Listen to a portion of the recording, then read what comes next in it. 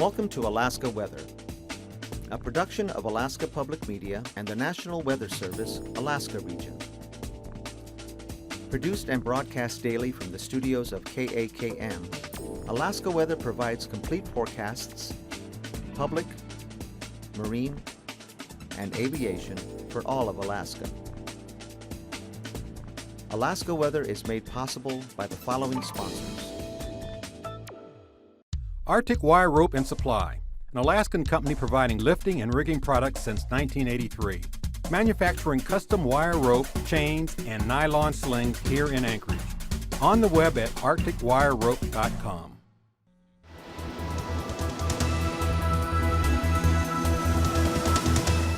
The National Weather Service. Hello again, everyone, and thanks for joining us this Sunday for Alaska weather. On the warning map here, we still got a high wind warning out for Prince of Wales Island, Dixon entrance up to Cape Decision for this evening until about 9 or 10 this evening. As that storm pulls off to the northwest, then conditions will improve down there. So until then, look for winds to gust to about 65 miles an hour throughout that area. On the satellite, there's the system down here moving on in and the front swinging northward. This portion already halfway through British Columbia there, and the front extending back to the west across the southern or the central southeast coast and getting a little more showery down to the south. The low center here just west of the Queen Charlottes will be continuing north and then begin to pull northwestward. Otherwise, a fair amount of moisture here streaming across the Gulf of Alaska. That brought some precipitation in earlier today around Prince William Sound, down the Kenai Peninsula, and across the southern peninsula there. Became a little more showery here as it across the southern inlet into Kamishak Bay. And kind of mostly a dry day here for Kodiak Island. And back out to the west, we had this area of moisture coming westward here. A lot of cold air plunging southward across the Bering Sea into the, from the eastern Aleutians all the way out to Shemya. And then this moisture bringing snow in across the Pribilof Islands today. And they picked up about an inch at St. Paul with some pretty gusty winds, but this milder air coming in from the west there, temperatures back up, nudged above freezing at St. Paul. Still around 30 degrees at St. George with moderate snow earlier this afternoon, and then some moisture here over the Alaska Peninsula. Pretty fair up over the interior areas.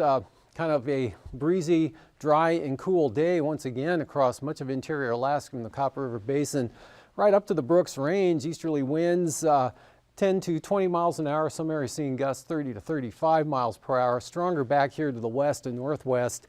50 mile an hour wind gusts there from the northwest coastal areas right through the Bering Strait to St. Lawrence Island, with a little bit of snow falling through this area, as well as the west side of the coast up there. Otherwise, just kind of a cloudy day with a few flurries and fog.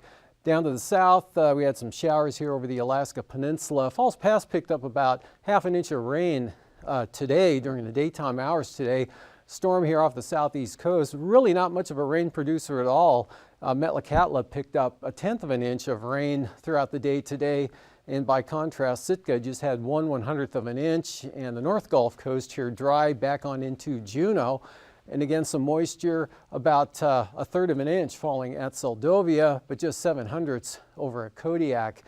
And there's a snow, actually that snow coming down into the eastern Aleutians this afternoon on some pretty brisk northwest winds. The big push of cold air, the bulk of the cold air out to the west, and this area rotating westward as well, and then we'll begin to drop down to the south. Upper level low right here now west of the Pribilofs. Yesterday it was along the southwest coast, but continues to track off to the southwest.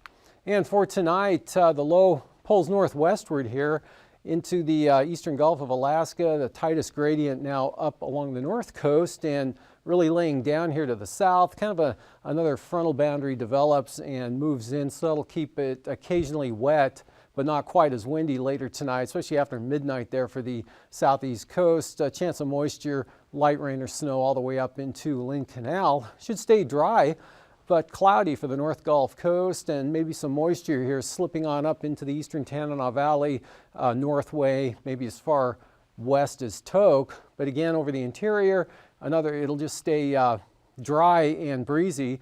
Again, with some areas possibly getting gusts to 30 miles an hour. Higher elevations, though, could see gusts as high as 40 miles per hour all through the interior. Stays pretty windy back out here to the west as well, with at least gale warnings here from the Chukchi Sea down across St. Lawrence Island. And variable clouds along the eastern Arctic coast and north slope, with much lighter winds there north of the Brooks Range. This low now kind of develops a center here, 982 millibars, as the whole upper system drops in toward the central Aleutians. Look for the snow to taper off over the Pribilofs, and rain or snow continues western Alaska Peninsula again, right about from Falls Pass over to Unalaska. A few scattered snow showers over the Kilburg Mountains and along the southwest coast. Otherwise dry and windy up across the Seward Peninsula.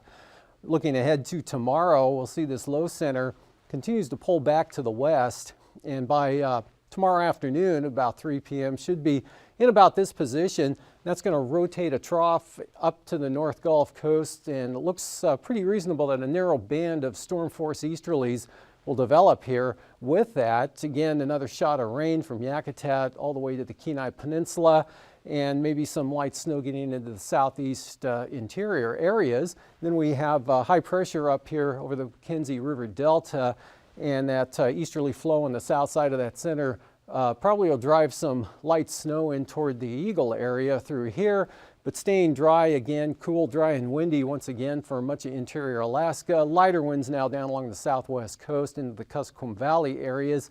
Scattered showers, Kodiak Island, back to the Alaska Peninsula, ending toward Cold Bay, and drying out a little bit there for Falls Pass. Still a chance of some moisture for the eastern Aleutians with this trough right in this position, but pretty dry here for the southwest coast. The strongest winds again will be St. Lawrence Island up to the western Arctic coast to about Point Lay, but lighter conditions back to the east.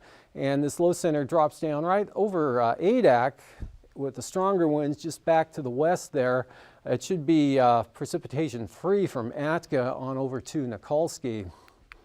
And then for Tuesday, another front here pushes up to the northwest with rain back into the southern southeast, or actually from the southern southeast coast, getting mixed with snow over the northern areas.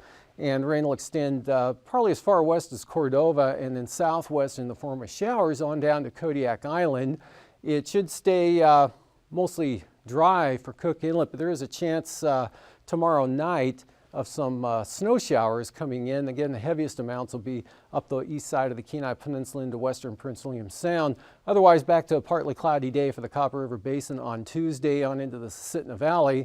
And then there's an area of clouds and light snow or showers here from the eastern interior areas back through the central interior and then on down to the Auckland and Kilburg Mountains.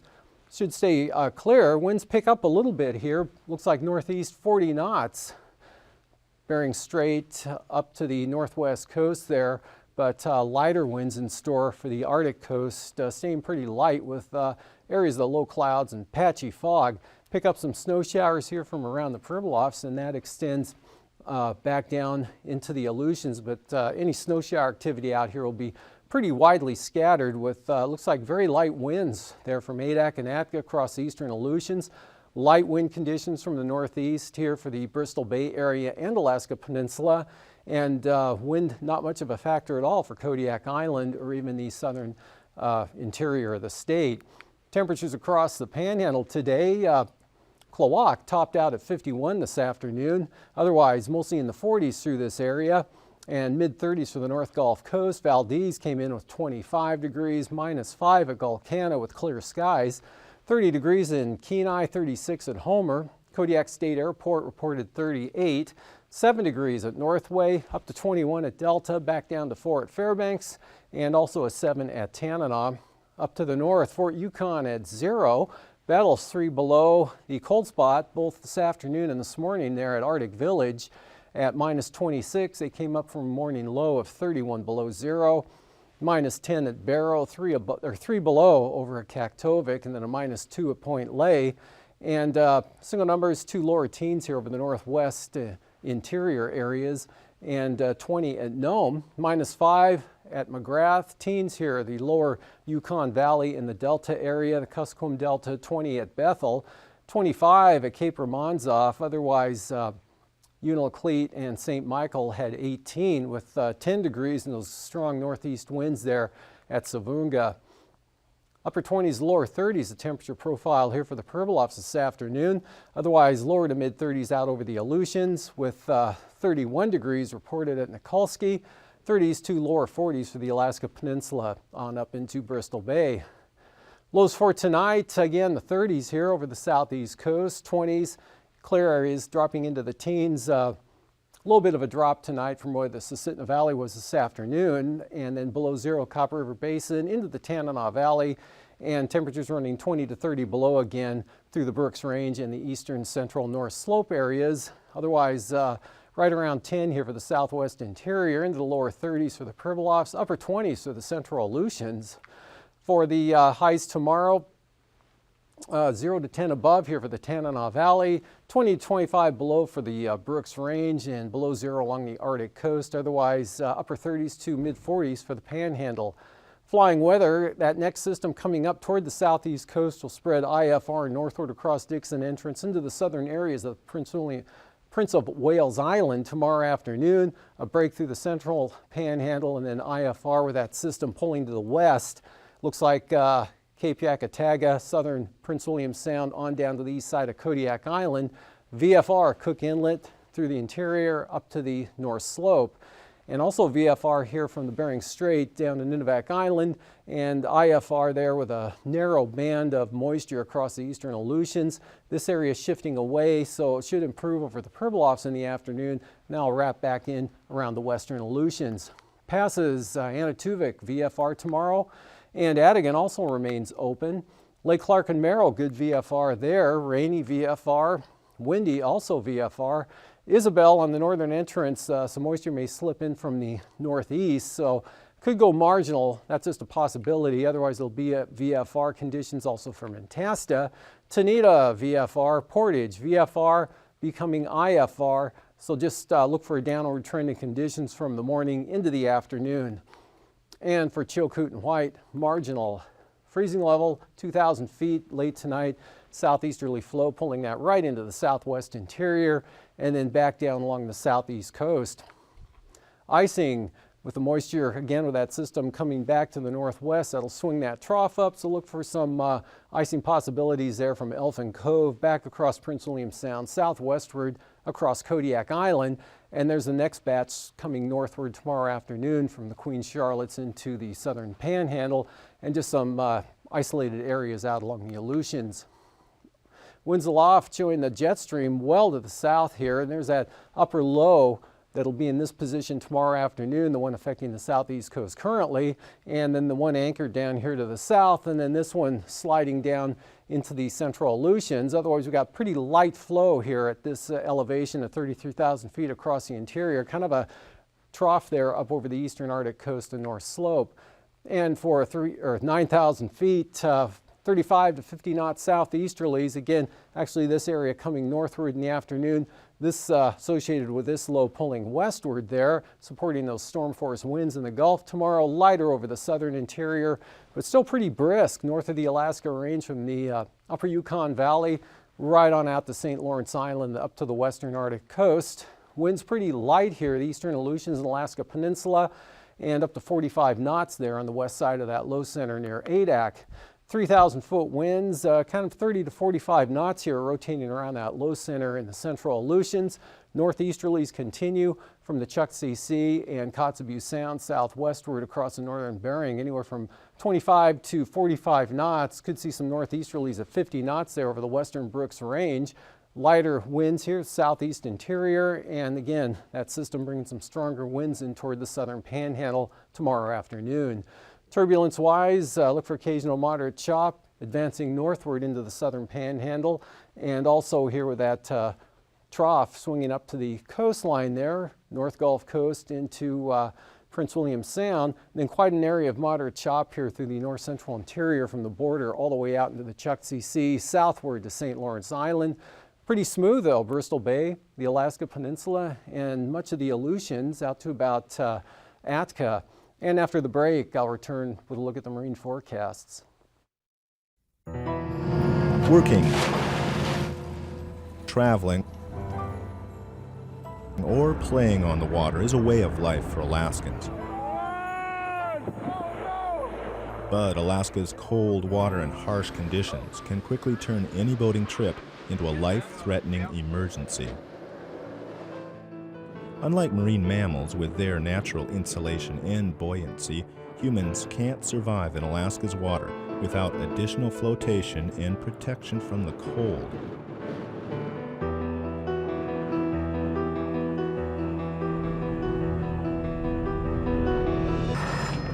Abandon ship! Abandon ship! This is just a drill. Get your suits. In an emergency, seconds can make the difference between life and death. Practice the steps to correctly don an immersion suit before you leave the dock. Everyone on board should be able to don their immersion suit in less than 60 seconds. Got the lid. Yeah, I got the suit. Remove the immersion suit with a quick downward shake of the bag.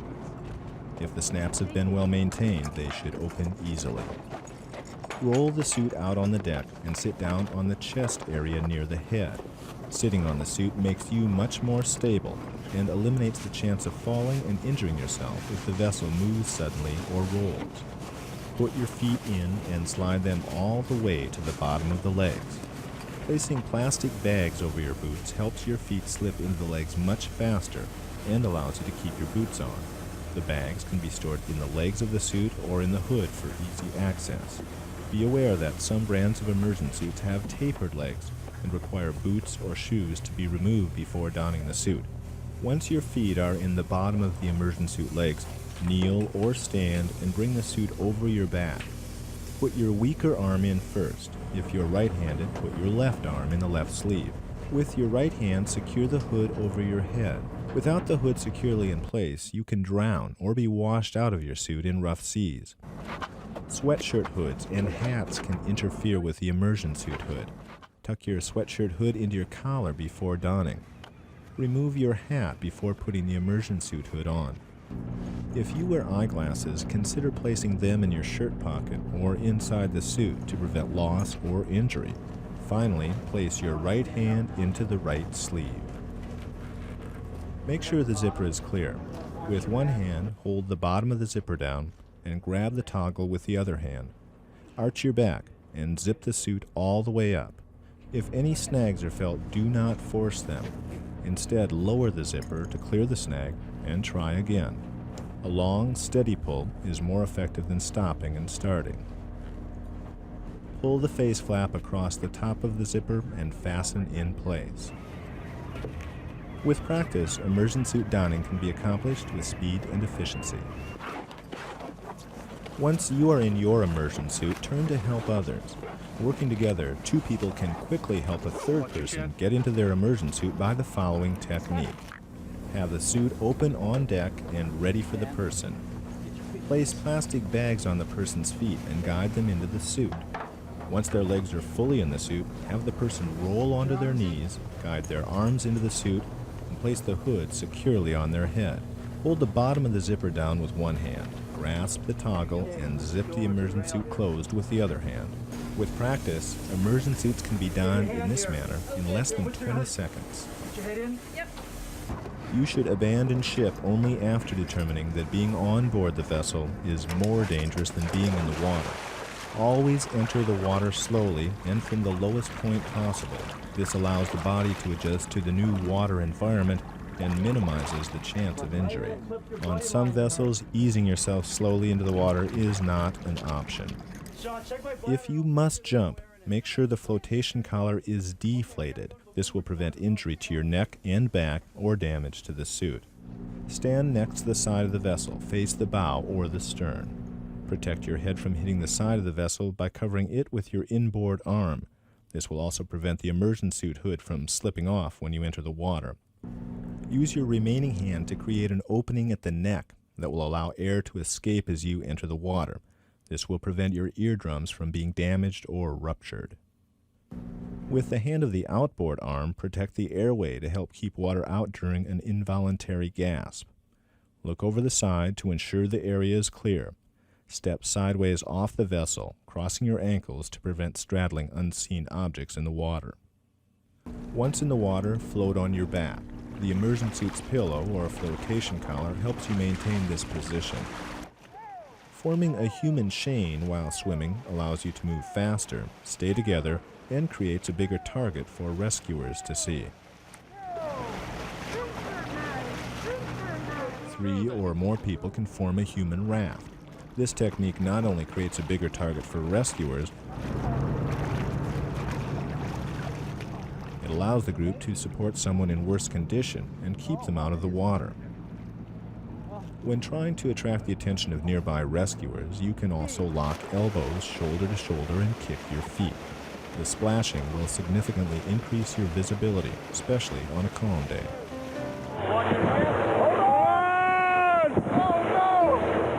You never know how your day is going to end. Immersion suits have saved thousands of lives, but an immersion suit will work only if it is properly sized, donned, maintained, stowed, and used the right way.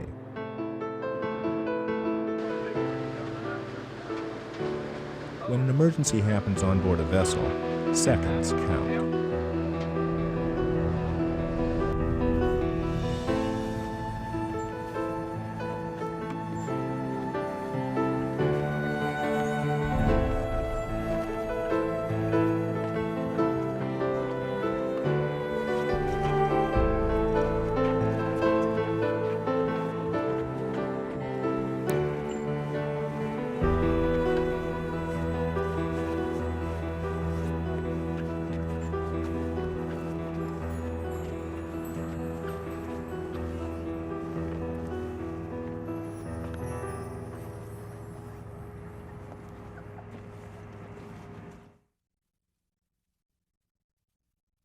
Welcome back. We've got east-southeasterly gales here all along the coast tomorrow, and also for Clarence Strait there in the southern inside waters, small craft advisories to the north. And for Tuesday, northerlies hold at about 25 knots for northern Lynn Canal and then swing around to the northeast there for Stevens Passage. And southeast winds continue for Clarence Strait, but dropping down to 25. And small craft advisories here for the south coast, and then some gales for the central coast, dropping back to 30 knots up to the north. And again tomorrow in the afternoon, southeast winds are starting out easterly, becoming southeast and picking up to 50 knots here for the North Gulf Coast, and some good gales getting into the west side as well. And also in the afternoon, winds becoming easterly and increasing to 35 knots in Prince William Sound. Otherwise, small craft advisories here, southern Cook Inlet into Kamishak Bay and down across Shelikof Strait. For Tuesday, we've got northeast winds 20 knots to the Barren Islands and Kodiak there with small craft advisories for the North Gulf Coast. Northeast 15, Prince William Sound and northern Cook Inlet. For Bristol Bay, northeast 25. Otherwise, for the peninsula here, looks like northeast at about 20 knots with seas 6 to 9 feet. And for Tuesday, northeasterlies 15 to 20 knots for the Alaska Peninsula. Then from about Castle Cape to Sitkinak, there'll be around 20 knots. Northeast 20 also for Bristol Bay with 4-foot seas. And out over the eastern Aleutians for tomorrow, north to northeast winds there, 15 to 20 knots. And then becoming kind of lighter and variable, about 15 knots there for the central Aleutians. And then big increase in the winds west of Adak to 30 knots here, and then northerly gales coming into the western areas. And then those become northeast at about 25 on Tuesday. That'll be west of Kiska Island. And northerlies 15 to 20 knots for Adak and Atka, and north to northwest, same speed there for the Fox Islands, with seas really coming down to 6 to 7 feet. And for the southwest coast, small craft and brisk wind advisories here with the brisk wind advisories north of Nunivak Island, and northeasterly gales from St. Lawrence Island on down into the Bering Sea with heavy freezing spray, northeast at about 20 for the Pribilofs. Then for Tuesday, those swing around to the more northerly direction, and small craft advisories continue along the southwest coast, and strong gales continue to blow across St. Lawrence Island down into the northern Bering Sea. Up along the Arctic coast there, northeast winds just about everywhere from Wales, where there'll be gales up to Cape Beaufort there at 35 knots. Brisk wind advisories on the west side. Then from the central coast onto the east over to Demarcation Point, winds only at about 15. And then for Tuesday, a little bit of an increase in the winds here. Now we're going northeast at 40 knots with, again, the gales up to Cape Beaufort. 25 knot northeasterlies there on the west side, diminishing to north 15 for the central coast onto the east side, and then really laying down over toward Kaktovik. For tonight, again, dry, breezy, and cool over the interior. Again, easterly winds 10 to 20, maybe gusts 35, and the higher elevations could see gusts even higher than that. A little more in the way of clouds, less wind, and maybe some patchy fog, mainly on the central and eastern Arctic coast, but quite windy conditions, as I mentioned, from the Chukchi Sea down into the northern Bering. This system still continues to pull to the west and south, so that'll take the moisture mostly to the west of the Pribilos, but still some trailing stuff back into the eastern Aleutians and Alaska Peninsula. Area of rain shifts down across Kodiak Island this evening and continues throughout the night tonight for some periods of rain and fog.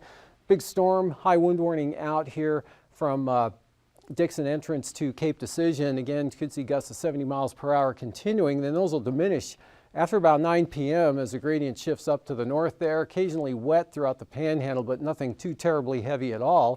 And then for tomorrow, that remnants of that system comes into the North Gulf Coast with some easterly winds up to 50 knots, moisture spreading in over the southeast interior, and maybe a little bit of stuff here working in from Canada. Otherwise, no change over the interior. Pretty dry across the eastern Bering Sea. These forecasts are to be used for planning purposes only. Call 1-800-WX-BRIEF for a formal pre-flight briefing. Always file a flight plan before you go flying. The U.S. Coast Guard Auxiliary urges you to leave a float plan with a friend or the harbor master before you go boating. Alaska Weather is made possible by the following sponsors.